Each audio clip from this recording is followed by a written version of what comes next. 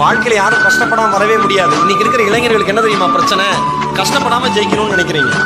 கஷ்டப்படுங்க, அவமானப்படுங்க, அசிங்கப்படுங்க. அப்பா வந்து அவ்வளோ ஸ்ட்ரிக்ட், அப்பா அவ்வளோ ஸ்ட்ரிக்ட்னு எல்லாரும் சொல்றீங்கல்ல.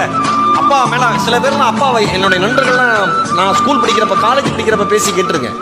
அப்பாவை அசிங்கமான வார்த்தைகளை சொல்லி திட்டுவாங்க. அந்த அளவுல தான் எனக்கு நிம்மதியா இல்லைம்பாங்க. ஆனா ஒன்று ஒன்று சொன்ன, அப்பா அவ்வளோ கொடூரமான ஆளா அவங்க முன்னாடி தெரியுறாருல.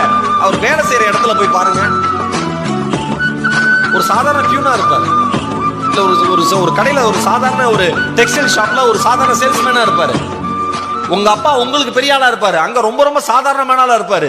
ஓனருக்கு செருப்படுத்து போடுறவரா இருப்பாரு, ஓனர் காரை துடைச்சு விடுறவரா இருப்பாரு. என்ன வேணா ஏன் கழிவறையை சுத்தப்படுத்துகிற தொழிலாளியா கூட இருப்பாரு. என்னை பொறுத்தவரை யார் தெரியுமா உண்மையான தியாகி?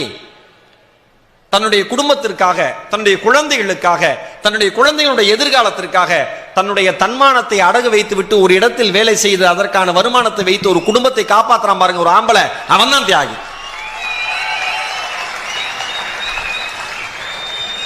நம்ம யாருக்குமே அது தெரியறது இல்லை. ரொம்ப ஈஸியா ஒன்றும் நீங்க படிச்சு முடிச்சு வேலைக்கு போய் முதல் மாசம் சம்பளம் வாங்குற வரைக்கும் எல்லாமே உங்க அம்மா அப்பா போட்ட பிச்சை.